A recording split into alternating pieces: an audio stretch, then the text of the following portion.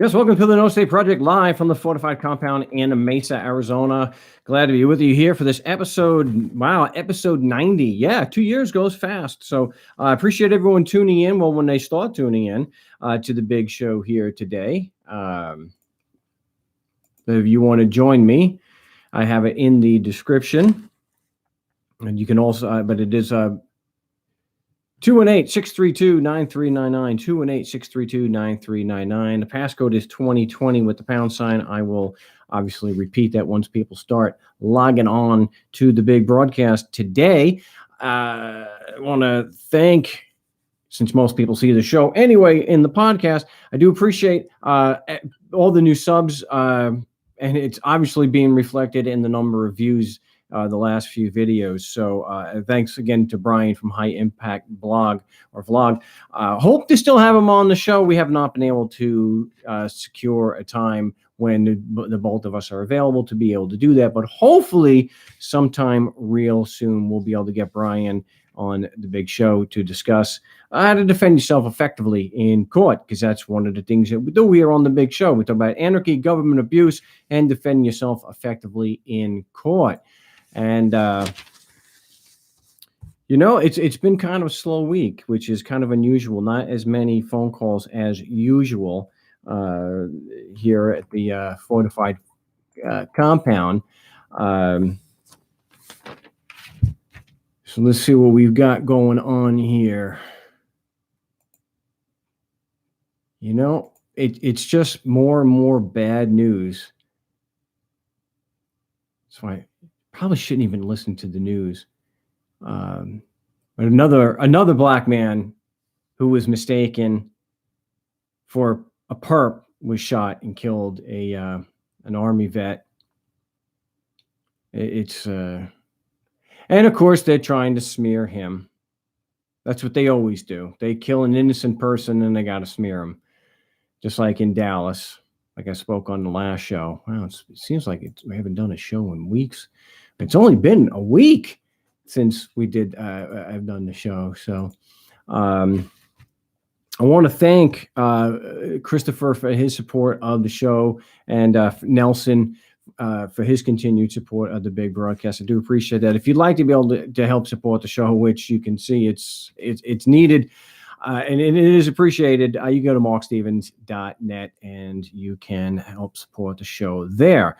You can also get a copy of Government Indicted from the website. Of course, the book, I'm starting to think a lot of the new people that have subbed, not really familiar with the material, that there is a book. There are two books, actually. Government Indicted is the second one, and there's Adventures of Legal Land that started the whole thing. And based on my experiences in the courts. And so what we did from Adventures in Legal Land, and I started doing the show, started doing a lot of other shows, started getting a lot more influence as far as people fighting tickets in Canada, Australia, New Zealand, and over there in England, and replicating the results. So a lot of the replication that like Vin James, who was doing No State Project UK, and he's been on the show a number of times. He was a regular for a while. So he's had success over there. So in Government Indicted, I actually have an excerpt of one of the transcripts that Vin had, and it's fantastic, and it shows just how effective it is to call people on the BS that they're saying. So in this particular instance, the Vin was getting the hearing officer to contradict themselves, that they were fair and impartial and independent. And it was, again, it's not a matter of just saying, hey, you represent the Crown and the prosecution represents the Crown. How is that fair and independent again? No, you're asking questions, not making assertions like that.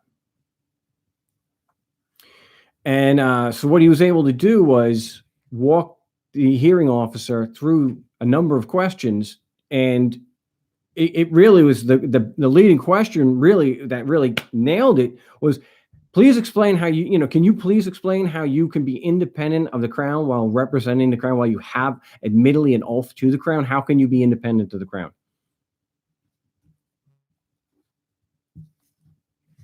She didn't want to discuss that anymore. It's understandable.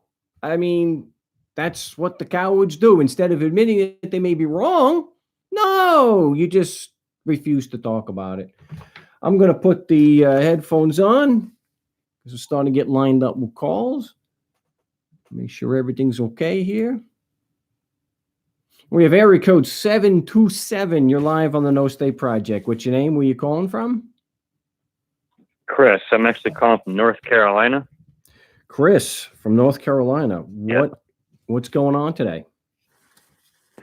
I'm representing my case as a pro se litigant, and I was allegedly caught with marijuana paraphernalia, and she's telling me it's punishable by up to 20 days in the jail, incarceration. Damn. And like a $200 fine. I mean, and I'm trying to find a motion to dismiss paperwork. I guess I have to go to the court and do that. When I understand the prosecution, the state can't have a lawyer represent them in suit against the citizens. Why do you say that? What makes you think that? Did they tell you that? No, they didn't tell me. It's just from what the research I've been looking up. So what research that tells you what's your source, or what are your sources that say that the state government cannot be represented by a lawyer? One of the videos I've seen on YouTube, which is how I found you too as well. Well, the thing is, and I'm going to try to get back to doing this, like with this video, where I might be pulling down the live stream tomorrow and putting up better video, HD video with graphics, so that when we are discussing certain things, I can put a citation in the video so that you can check it out. Most of the videos that I do, if I'm talking about something as if it's true and something I know is true, I have a source. So when I talk about violations, being a violation of due process, I will provide in the video the sources of that. So in the video that you on my history like that, I have the Constitution says that, or it was an affidavit. So it was either the Constitution or it was an affidavit. And who was the source of this affidavit? Do you remember? I wrote a lot of stuff down too.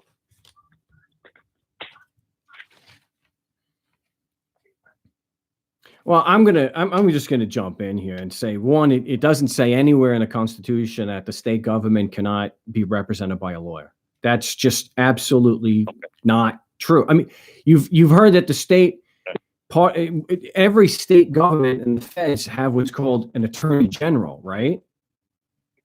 Right.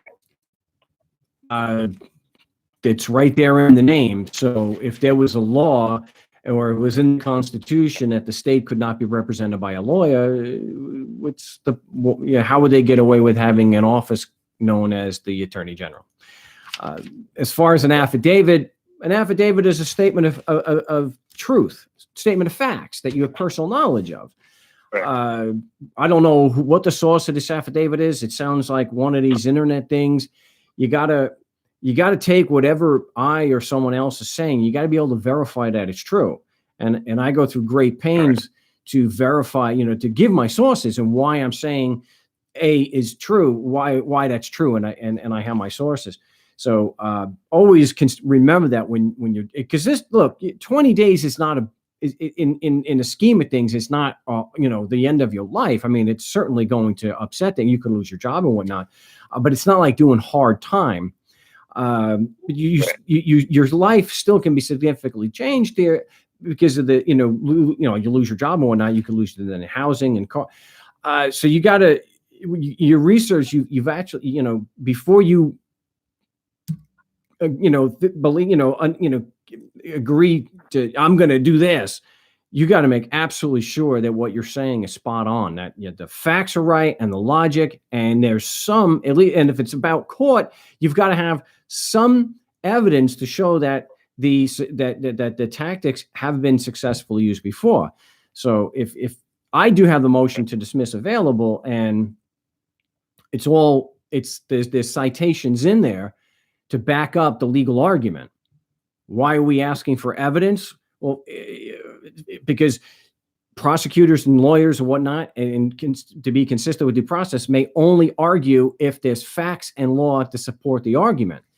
And I can cite that, and I can go to Rule 3.1, for example, of the ethical rules for lawyers, that they may not argue without facts and evidence, and without facts. And also, you have prosecutorial misconduct, which I have in the motion to dismiss for prosecutorial misconduct. I have citations in there showing exactly what prosecutorial misconduct is, and part of it is not just proceeding without evidence, but it's arguing without evidence and knowingly arguing without evidence.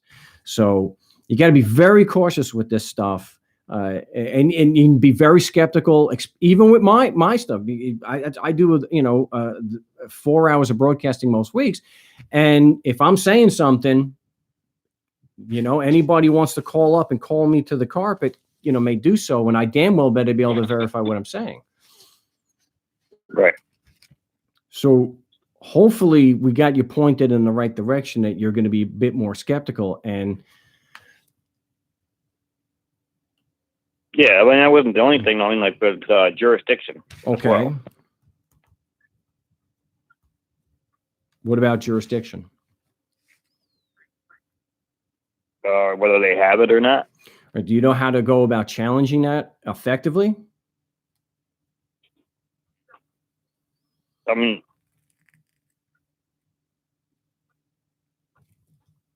in the Constitution, there's only 2 jurisdictions authorized, right? I mean, common law and admiralty or military tribunal. Well, the Constitution does mention common law jurisdiction and it's admiralty, yes. Right. Okay. But since then, the common law has been displaced by statute. Right. So, and what that means, codified statute. Yeah. Well, yeah. They take the statute, it's codified, or it's put in a certain order, and so that it can be cited.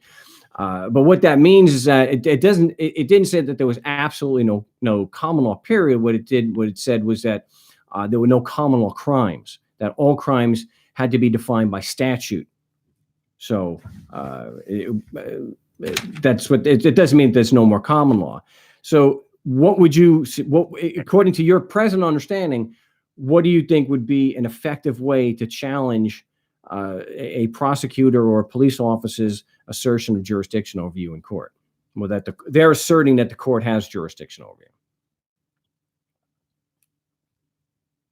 I mean, it's a victimless crime, and the state cannot claim to be the injured party.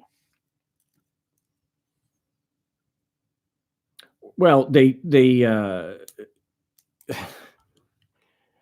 I mean, I was allegedly, caught with something that I wasn't supposed to have. Wow. What they're looking at is that they're always going to say, even if there's no victim and there's no physical injury, damage, they turn around and they say that the state, the government, or the people have been injured by your alleged violation of the law, and that's the legal injury. But are you suggesting that if there's no victim, there couldn't be jurisdiction, that jurisdiction hinges on whether there's a victim? And with that, it doesn't fit under common law after there's no victim. I mean, well, there could be a common law crime. There could be a statutory crime, though. What I'm getting to is that it's not, to me, it's not effective to look at it from that particular standpoint, that there has to be, there has to be a victim. I would rather, the way I do it, and where we've been very effective doing this, getting a lot of stuff thrown out over the years, is to take the prosecutor's assertion of jurisdiction that just because you're physically in North Carolina, see, that's their actual argument against you, that if you're physically in North Carolina, then their laws apply, and that gives them jurisdiction to, that's what gave the cop jurisdiction to write you to, to arrest you and give you the ticket or complaint. And that same thing is what they're relying on to prove that the court has jurisdiction to proceed against you. So that I like to take, and I think it's more effective to take their argument and show that the argument is invalid, that there's no facts to support it, and the logic just isn't there. All right. I do get into in the motion to dismiss the issue of standing, because sometimes they're civil and sometimes they're not. Sometimes, so I cover civil and criminal in there, depending on how they want to play it. But either way they want to play it, it still hinges on the same argument. That argument is always going to be, you're physically in North Carolina, the laws apply, but there's no evidence to actually prove that that's true. And as far as logic, it just doesn't follow. And that's why when confronted, they're not able to actually prove that. That's why they'll start saying stupid things that we've heard here on the show many times, that they don't have to prove that. And that gets back to prosecutorial misconduct. The prosecutor is admitting that he's making an argument and doesn't have to prove it's true. Well, if that's arguing without evidence, and that's unfair, because for two reasons. You can't defend against it. If they don't have to prove it, you can't disprove it. See, you can only disprove something that has been proven. So you can't actually defend against it, and they're going to hold it as irrefutable anyway. Two, do you think for a second the judge is going to allow you the same privilege of arguing against the prosecutor without evidence?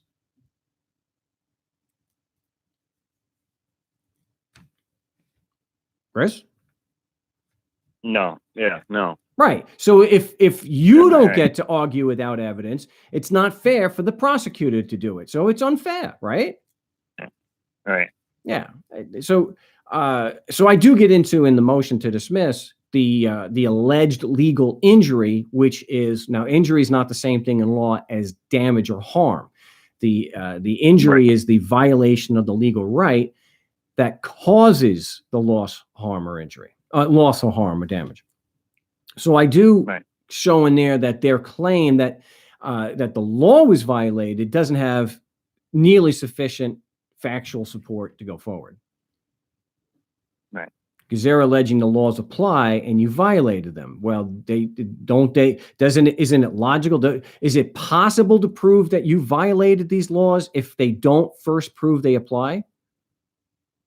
Right. Right. Because what they do is they assume it applies. And when you go to court, you're not supposed to be assuming anything. When you go to court, it's supposed to be based on evidence that you can challenge. So that's in a nutshell how I like to do things. Take their argument that they're actually making and attack that. All right. You start arguing common law, they're just gonna call you a sovereign citizen, and they're gonna ignore whatever you got to say. All right. So when is your initial appearance? It's pre-trial, the 8th of January. You've already had an arraignment? The November 13th. Oh, dude, what happened? You weren't aware of the show? No, I just found you within last night. Oh God! Oh wow! You're really new to the material. Okay, well, can you give me the cliff notes? I mean, how did the arraignment go? I don't have any paperwork. I just went in there and everybody was saying continuance and such, and I'm like, well, because I'm new down here. I'm originally from New York State, but I moved down here. I live down here in North Carolina now, and everybody was saying continuance or paperwork or this that. So I'm like, I didn't know. You know what I mean? Sure. What part of New York? Idea. What part of New York? Upstate New York. Oh, so that doesn't even count. Okay. No wonder you don't. Yeah, no the cities. I was going to say, no wonder you don't talk like me. Right. Yeah. I'm from upstate, so yeah. Binghamton. Oh, there was there was a Dunder Mifflin office in Binghamton. Right. All right. Yeah. So, as far as a continuance, I will say for you and everybody else listening, if you get a continuance, if you ask for it, then you are waiving speedy trial rights. So, you got to consider that. Yeah. I just posted what we had in New York where somebody was able to get something thrown out, and the judge did it under the pretense of speedy trial. But okay, so so you don't want to do a continuance unless you absolutely have to. As far as paperwork, I always recommend that as soon as I could, I would file a demur or a motion to dismiss, so that when I get into the arraignment, when the judge says, "Are you ready to proceed?" I can say, "No, there's a motion to dismiss at play. That needs to be addressed first." Okay. Okay, and I also would suggest watching my video regarding the plea of guilty, because it's a tactic. It's not like I'm saying, go in and sign this. It is just a tactic, because if you go into the arraignment, then, and you're arguing the motion, if they just want to ignore the prosecution's burden of proof and lie about it, so, well, it's a trial issue, then you can hit them with the unsigned plea of guilty. But do you know what the purpose of a pretrial conference is? Not really. I ain't been a lot of, this is my first time really, All right. Yeah. So we're getting through the basics, which I'm a little older now and such, but. Well, the basics, always good to review the basics. We've got a lot of new subs. And so the purpose of the pre-trial conference is to see what facts are at issue, what evidence the prosecution is planning to use against you, the competent witnesses he plans to bring against you, what they're supposed to be testifying to, and if you can come to an agreement to avoid trial. So that's what it is. Right. The purpose is the prosecution is to put all their cards on the table. Whatever they're planning on using against you, they got to disclose this to you. That's why I would file the motion to dismiss with the discovery request and Brady request, so that when you get in there on January 8th for the pretrial, the prosecution, it's not a surprise to him when you start asking him for A, B, C, and D. Okay. All right. So the evidence that we want is to back up the claims that he's making. He's claiming that the laws apply because you're physically in North Carolina. You want to know the evidence he's relying to prove that. And you want to know if the witnesses he's calling to prove the laws apply and you violated them, which will be the police officers. You want to know if what proof they have that they have personal knowledge of that. Now, is that something you were familiar with, that the police officer has to have all the witnesses have to have personal knowledge of the matters they're testifying to? Yes. Okay. I'd have to look up to see if Rule 602, the federal rules, were adopted by the North Carolina courts. But I'm going to say for the show, and I'll edit this into the video if it's different, Rule 602 is the rule that requires the prosecution or you to have proof before the witness is on the stand that they have personal knowledge of the matters they're testifying to. All right? Okay. All right. So you said motion to dismiss along with what? It's called a discovery request, and also it's a request for Brady material. So because you're new, I'm sure you probably don't know what Brady material is yet. Right.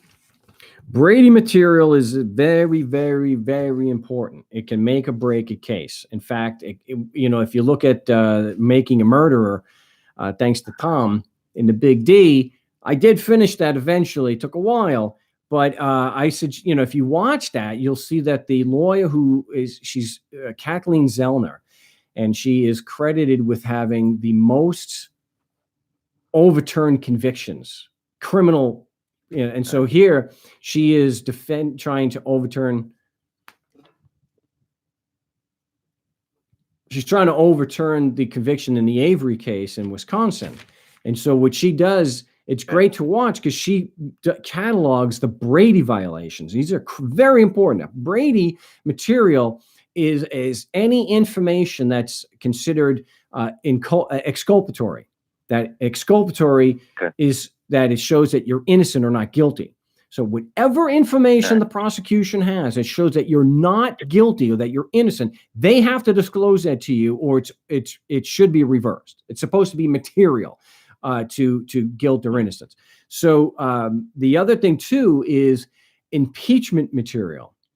If there is information to impeach any of the evidence or the witnesses that they're bringing against you, they have to give it to you. So an example would be, for our purposes, you're requesting on in your motion, if you do this, if you get it from me, you want the proof that the witness has personal knowledge of the facts of the matters they're testifying to. And that would be that the laws apply and you violated them. That's what the cop is testifying. Explicitly, that's what he means when he says you violated them, because they have to apply first. Well, the prosecution has to have proof that the witness has personal knowledge. Now, that personal knowledge can be brought out in testimony, but the purpose of discovery is he has to disclose to you what he will be testifying to in court, so it's not a surprise to you, so you can adequately prepare for cross-examination. Now, if he knows the witness doesn't have such personal knowledge and he has to disclose that to you. He has to disclose that the witness he plans to call doesn't have personal knowledge, because that is impeachment material or information. If he doesn't disclose that to you, that's a violation of due process, because you can't, it takes away from you having a fair trial, because you can't adequately defend against what's not being disclosed. All right. I know it's a lot to get to, but you have over a month to prepare for this. So you got a lot of work to do, but if you're going to defend yourself, you need to put in that time. I'm not saying you have to do it full time, but you're going to have to spend a couple of hours a day or every other day and do some role playing, which we have available, which we're doing tomorrow at the same time as this broadcast is, from 4 to 5 Mountain Standard Time. And hit me up on Skype at Frank Rizzo 3. And if you or anyone else wants to participate in that or just listen in, then contact me tomorrow, and I'll get you the Discord, because we do it on Discord, and I'll get you the link tomorrow. All right.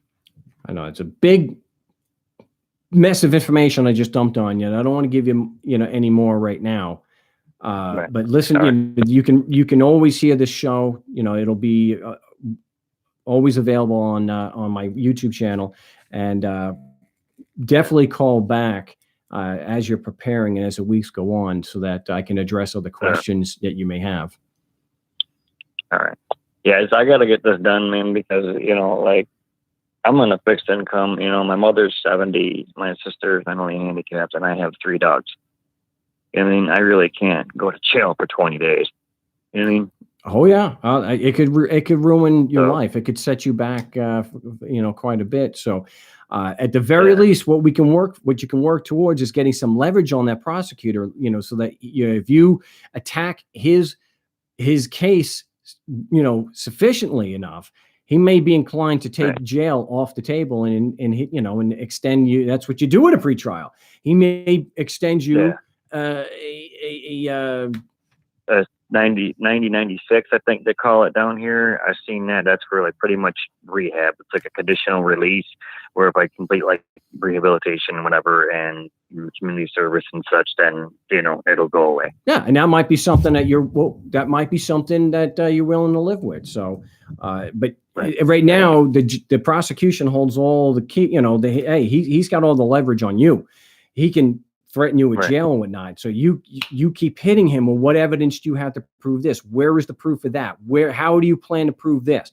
This is what you do with the pretrial procedure. Put all the cards on the table. You don't have anything to present, because your job is just to punch a hole in his case. You don't have anything to present. Right. You're just punching holes in his case. So you do that good enough at the pretrial. Yeah, that might be enough to get him to back off and say, all right, this is what we can give you.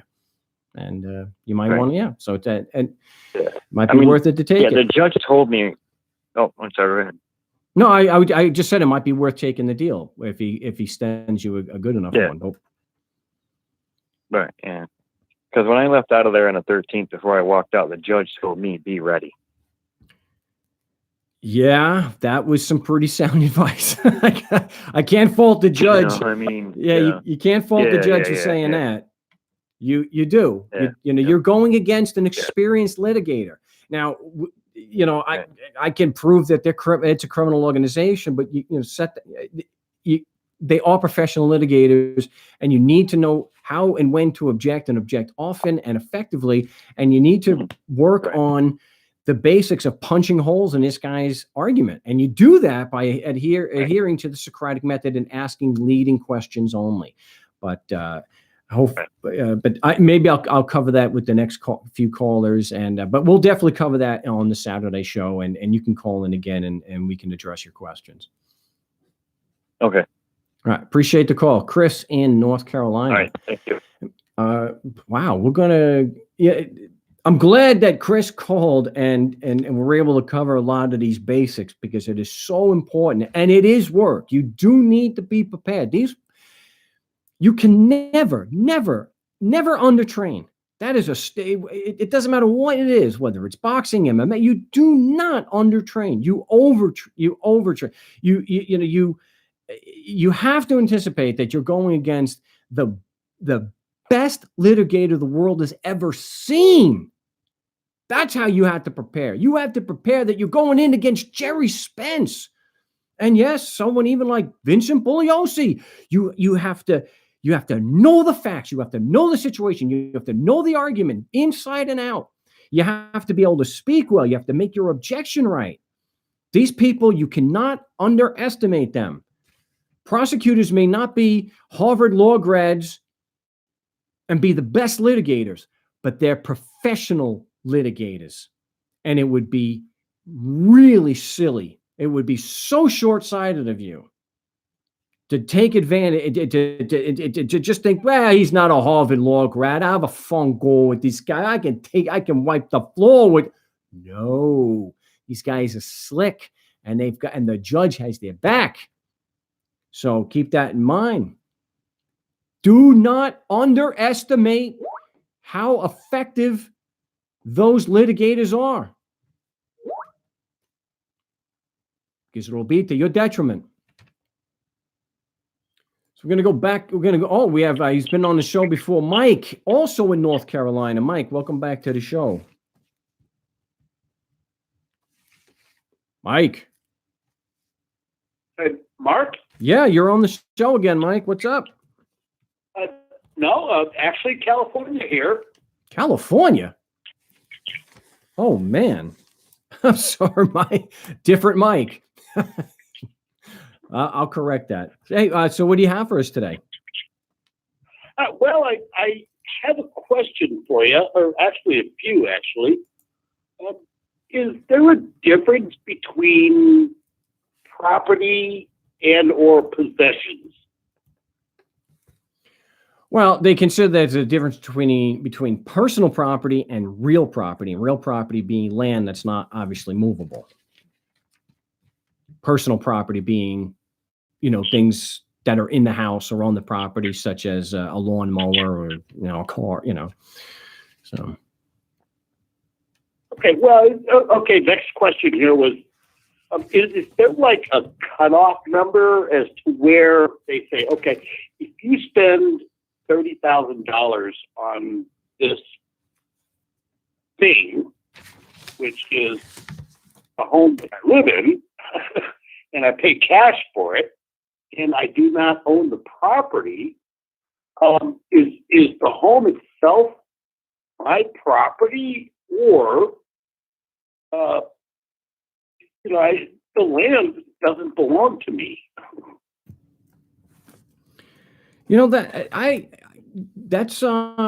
Are they considering the house personal property or real property? I would imagine that a house, even a mobile home, would be considered real property.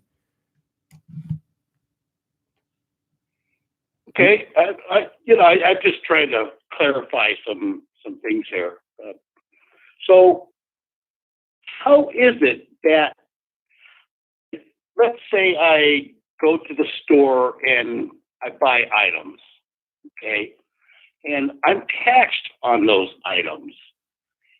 So I bring them home, then they're mine. I own them. It's my property. Then the state comes along. Okay, now as far as I'm concerned, I look at this mobile home and say, hey, this is my property. I paid for it. I paid the tax on it.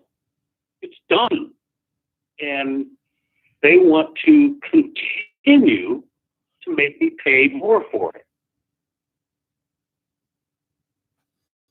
Well, I'm reading here that it depends on where you are if a mobile home is considered real or personal property. So it's not a cut and dry issue. It depends on, there's some other things that go into that. But it says, I'm reading here that most states' mobile homes are classified as personal property. The law originated from the trailer home, which is the origin of manufactured mobile homes. You see, when a home has the capability of being towed on the highway, then it is subjected to the same laws a vehicle are. I'm obviously familiar, and you've called the show, and I've been helping you with this particular issue. I don't want to divulge too much. It's up to you how much you want to say. Are they actually continuing?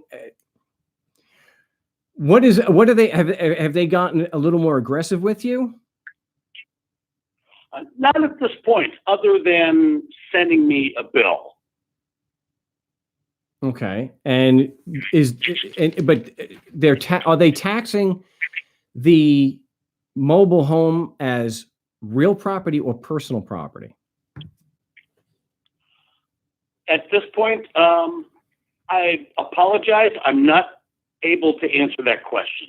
Okay, yeah, but but for my part, for the way I look at it, I don't think I don't think it matters. Because I don't think that particular issue is relevant, because, as you're aware, they have not been able to establish any kind of relevancy, because they can't establish that there's any jurisdiction to even look at the property, right? I mean, you've been there with me, or you've heard the calls. If they can't establish jurisdiction, then whether it's classified as personal or real is kind of irrelevant. It's like it's like saying, well, it's property tax or is it an income tax? Well, let's get to that after you establish you have jurisdiction in the first place. But if they aren't if they're not aggressing against you and just sending you a bill, I mean, we spoke about what you may have to do. Whoa. Well, it looks like I'm not going to have video of the show. Anyway, I'm sorry about that. I'll edit that out. No. I didn't replace the battery in my good camera, so this is all we're gonna have for this show. So there's not gonna be any graphics on this particular show. But maybe what I'll do is I'll do a video with just graphics, and I won't have any actual live action. Anyway, I'm trying to get back to what do you? So I don't know what your decision is going to be, or if you're able to, but the typical process here, when we're at an impasse, when they're not going to engage us at all, is to unfortunately have to pay on the protest, and then deal with them with an administrative hearing. Well, in my mind, until they escalate, other than sending me a bill, I don't think I'm going to worry about it too much. Well, you don't want it to be where they escalate it and then say, well, your opportunity to have contested this has already come and gone, because you had the opportunity to pay before this day. And that the only way that you're going to be able to contest this is if you pay it first. So, and and it sucks to do that, but it's something where we don't want to see it escalate to where they're going to sell the property out from under you and steal it and sell it on you. Well, that's true. We want to avoid that.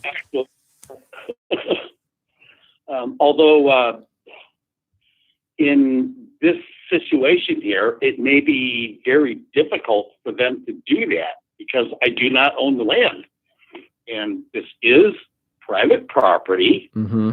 And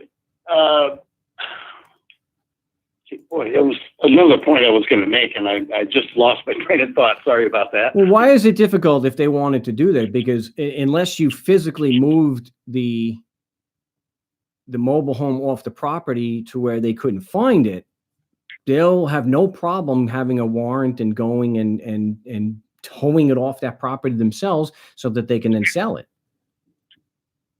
Oh, well, the other point is, if they were to leave it where it is, in this mobile home park, it's a senior park. So in order to sell it, the people that would be allowed to come in to buy it have to be at least 55 years or older. Well, the thing is that I believe they would just tow it off the property and sell it that way.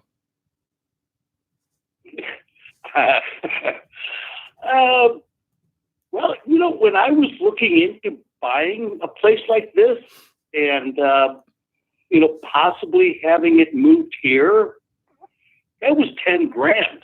And that was just to get it here, let alone to set up the hookups and all that stuff. It was amazing. Yeah. The cost involved in all that. Well, this is not a cost that's going to be borne by them personally. They're just going to tax, they're going to just keep taxing, stealing, money from people in the county and Merced County, and then they're going to foot the bill. They don't they don't care. I think it's best to assume, it's safe to assume here, based on the way they've always done things, that they will get a judgment against you and they'll get a warrant to sell, seize the property and sell it. And unfortunately, if it escalates to that, which is where it'll go, there's almost no chance that you're going to be able to stop it. Okay. Because unfortunately, they just hit you with, you had an opportunity to stop this. Now, I don't think that's fair that you should have to pay it first. I think that's BS. You should be able, especially in a situation where you've got testimony or statements from them where it doesn't look good for them. So far, they have not been able to support their case, and there's a real issue of bad faith on top of that.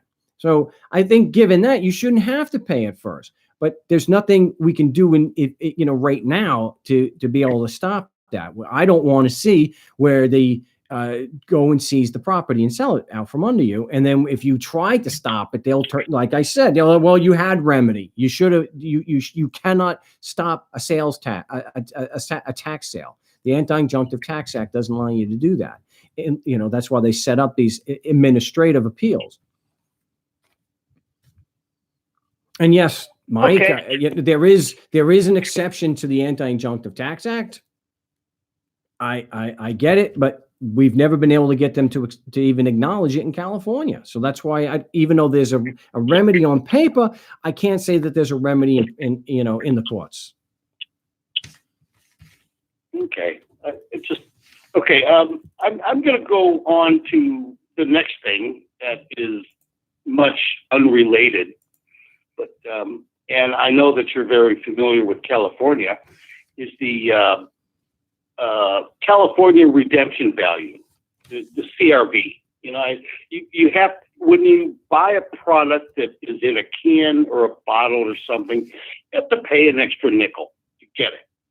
Then, when you discard it, they force you to get a recycle bin, and they charge you monthly for that.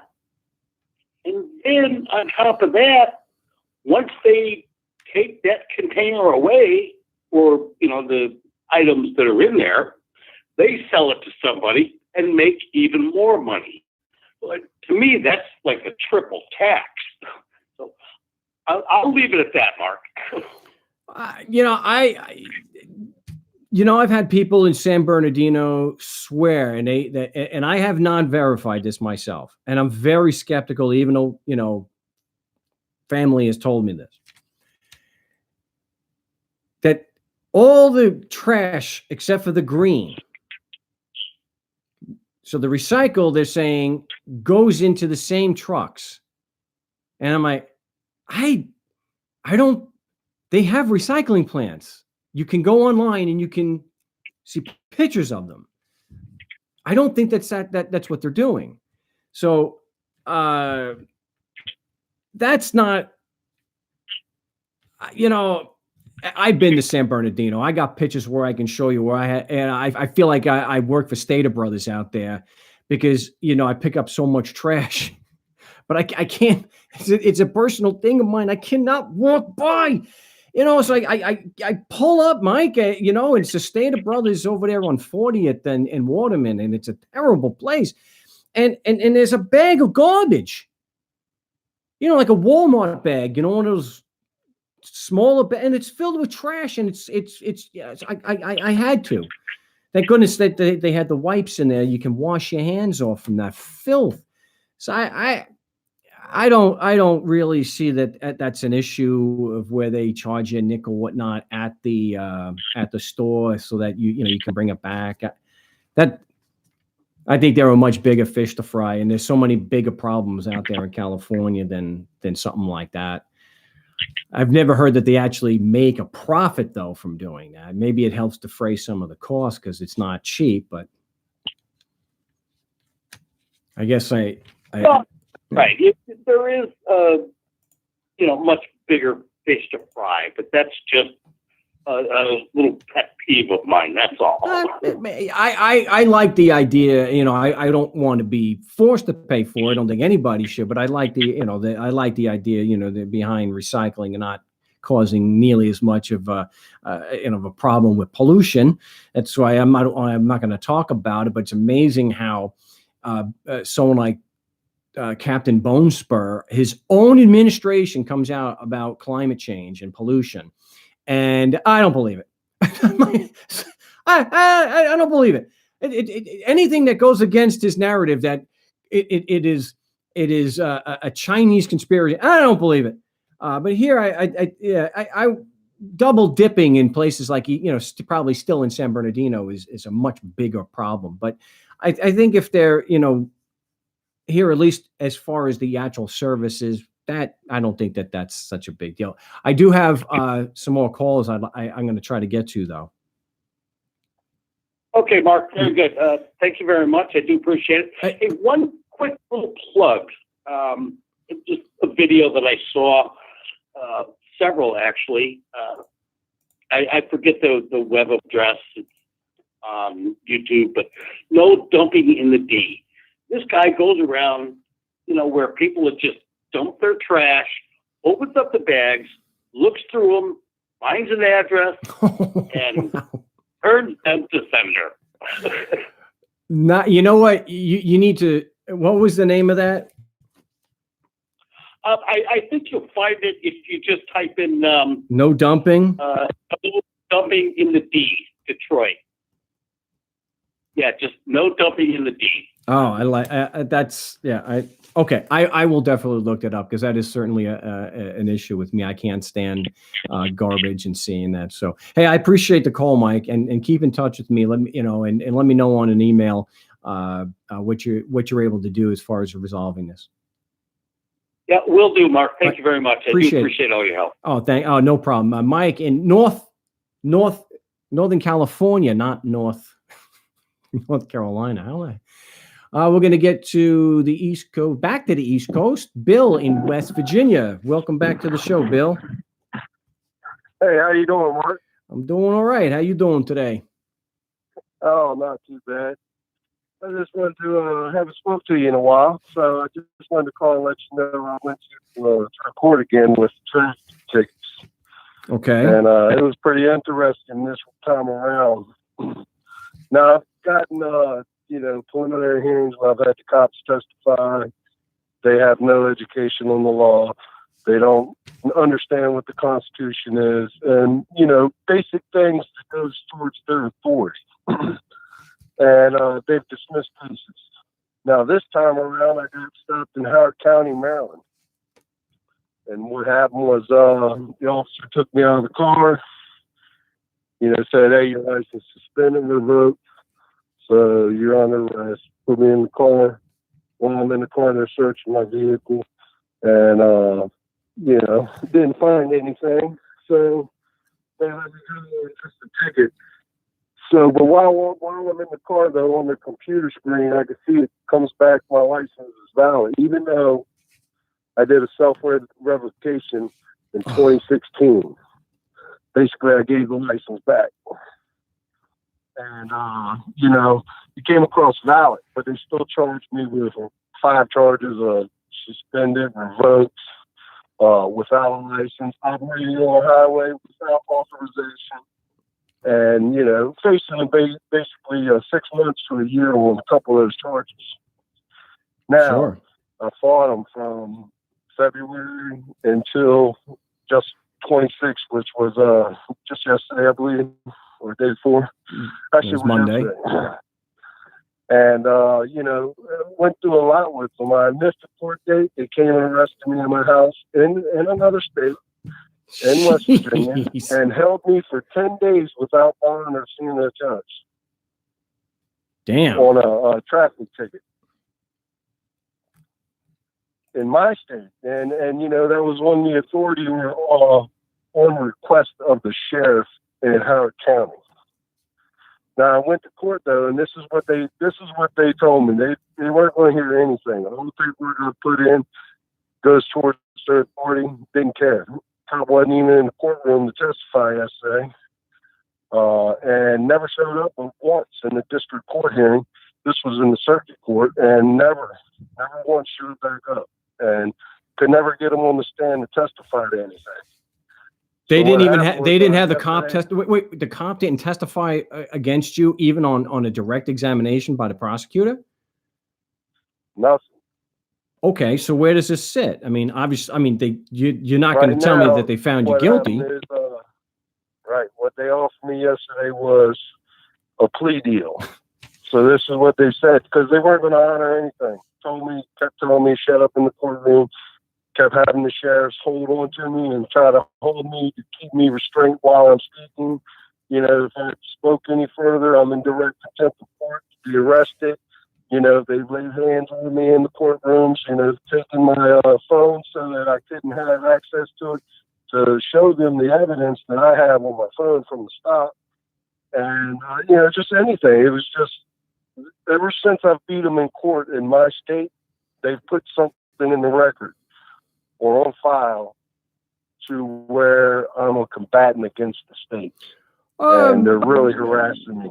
Well, yeah, I like this. Yeah, you know, you can put in your discovery request that, you know, if there's any such information like that being used against you. You know, it's just like when the cops write notes on the back of the original ticket. It's in my Brady request. You want a copy of the front and back of the original ticket, so you want to see the notes that those cops are making. And I'm not saying all cops do, but they do it, and they've been caught doing that. So that's part of the discovery material. You know, if something like that's being used against you, yeah. Well, I never even got any material for discovery. They wouldn't give me anything. They said, I've got everything that I'm going to get from it, which was a recording of the court case when I was in court one day. And it was because me and the judge was arguing, really, really arguing. So he sent me that recording of the audio. Well, if you continue, gosh, that's bad. You know, this is something where you would have to file a motion to change the judge, because he even though he's made rulings, he is so biased against you. You can't get a fair trial based on what you're telling me. Those are sufficient facts. And for him to say that the recording was sufficient for discovery is outlandish. I mean, that's just not true. I mean, yeah, they're lying, and I would file a motion to dismiss, motion to recuse the judge, and then if they deny that, then I would use that as grounds for a petition for a writ of mandamus to stop the trial court to have that reviewed. Well, I've gotten, you know, just like you're saying, I've actually attacked. The very first time I went in there, I attacked all the judges' oaths. I want to see them, and none of them have a valid oath on office. Well, no, come on, Bill. No, we don't have to attack his oath. Well, I mean, I've actually went at it because I found that the District Court of Maryland, and which is owned by a bail bondsman, they're listed, but the Secretary of State is doing business as a bail bond. That's the whole court system in the state of Maryland. I'd have to see documents to actually prove that. I've heard this kind of stuff before, but I got to see some actual documents to see that first. But as far as the Maryland Secretary of State, just look up the Court of Maryland, and it comes up under Patanza bail bonds, that is the corporation that owns it and runs it, and they're out of 50 Maryland Avenue, Rockville, Maryland. Where are you looking this up? Wait. Where are you getting this information? Where are you looking up? Secretary of State of the State of Maryland. You can look that up online. Yes, you can. Yes, sir. And it's saying that this court is owned by a bail bondsman. District Courts of Maryland. All of them is registered as a corporation for Patanza bail bonds. That's how it's listed. All right, you're gonna have. All right, you know what? After the show, you're gonna have to send me a link and help me out with that and save me some time. But because I'm no pretty. Problem, but they weren't going to do any dealings with me at all as to anything that I've requested or anything. So from the threats that has already been made, like I said, they sent 12 officers to my house, surrounded my house for a traffic ticket out of state that's non-extraditable. And they held me in my detention center in my county for 10 days. Jeez, that is awful. You know, my children got to witness all this. So I finally got out, went to Maryland, got the bond instated, did everything that needed to be done in order for me to be back with my family and to run my business. You know, I have a business that I run. You're lucky you still got it. I was out of payment, you know. So yeah. Well, look, I'm sorry. I'm out of time. So, but I did give you an example of what I would do, the motion to change the judge, and that's how I would get it started. So hit me up on the Saturday show or the next Wednesday show when I have more time. Okay. Will do. All right, sorry to call you too late there. Hey, no problem. I appreciate the call. My name is Marc Stevens. I'm sorry I'm not going to be able to get to everyone's calls today. I'm out of time and I'm not able to go over the time for today's show. I will definitely be live on the Saturday show. We're back live on Saturday. Be here in the fortified compound, of course. And so whoever I miss today, please give us a call on the Saturday broadcast, and we'll address your questions and concerns there. If you can't wait till then, we're doing role playing tomorrow from the same time as this show. I'm not going to stream it though, but you contact me at Frank Rizzo 3 on Skype, and we can get you in. I can address some questions there. But certainly call the Saturday show. We can address your questions there. It's been episode 90 of the No State Project here on commercial free on my YouTube channel, No State Project. Again, I will be live on the Saturday show, so whoever I missed, I will talk to you then. And so, till the Saturday show, salud.